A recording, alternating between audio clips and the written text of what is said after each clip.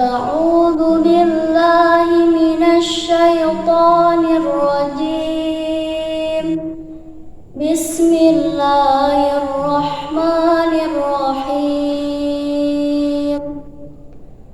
الرحمن علم القرآن خلق الإنسان علمه البيان. الشمس والقمر بحسبان والنجم والشجر يسجدان والسماء رفعها ووضع الميزان ألا تطغوا في الميزان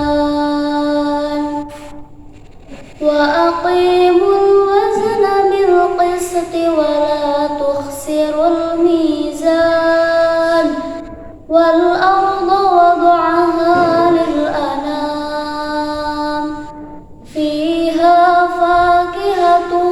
والنخل ذات الأكمام والحب ذو العصف والريحان فبأي آلاء ربكما تكذبان خلق الإنسان من صلصال كالفخار وخلق الجن من مارج من نار فبأي آلاء ربكما تكذبان رب المشرقين ورب المغربين فبأي آلاء ربكما تكذبان مرج البحرين يلتقيان بينهما برزخ لا يبغيان فبأي آلاء ربكما تكذبان يخرج منهما اللؤلؤ والمرجان فبأي آلاء ربكما تكذبان وله الجوار المنشآت في البحر كالأعلام فبأي آلاء ربكما تكذبان كل من عليها فان ويبقى وجه ربك ذو الجلال والإكرام فبأي آلاء ربكما تكذبان يسأله من في السماوات والأرض كل يوم هو في شأن فبأي آلاء ربكما تكذبان سنفرغ لكم أيها الثقلان فبأي آلاء ربكما تكذبان يا معشر الجن والإنس إن استطعتم أن تنفذوا من أقطار السماوات والأرض فانفذوا لا تنفذون إلا بسلطان فبأي آلاء ربكما تكذبان يرسل عليكما شواظ من نار ونحاس فلا تنفذان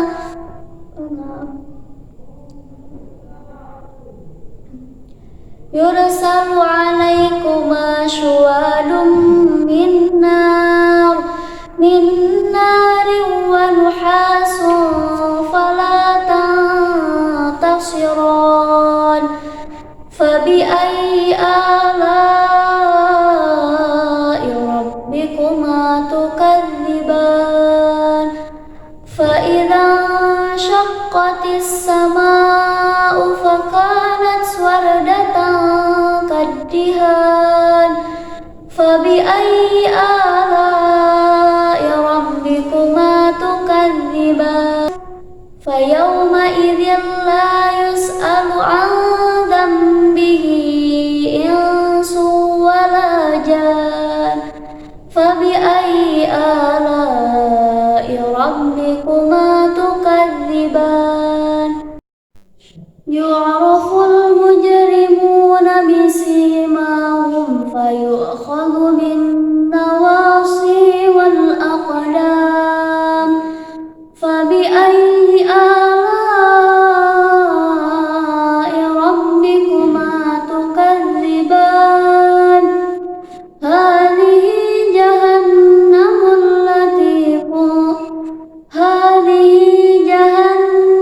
التي يكذب بها المجرمون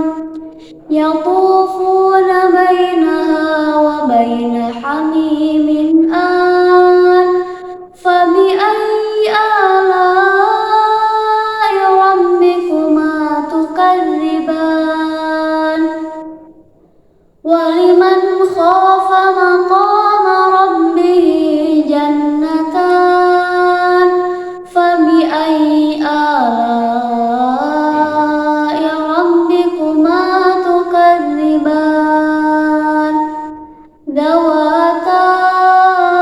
أفنان فبأي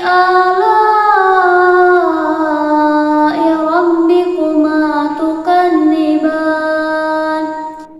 فيهما عينان تجريان فبأي آلاء ربكما تكذبان فيهما من كل فاكهة زوجان فبأي آلاء ربكما تكذبان متكئين على فرش بطائنها من استبرق وجنى الجنتين دان فبأي آلاء ربكما تكذبان فيهن قاصرات الطرف لم يطمثهن إنس قبلهم ولا جان فبأي آلاء ربكما تكذبان كأنهن الياقوت والمرجان فبأي آلاء ربكما تكذبان هل جزاء الإحسان إلا الإحسان فبأي آلاء ربكما تكذبان ومن دونهما جنتان فبأي آلاء ربكما تكذبان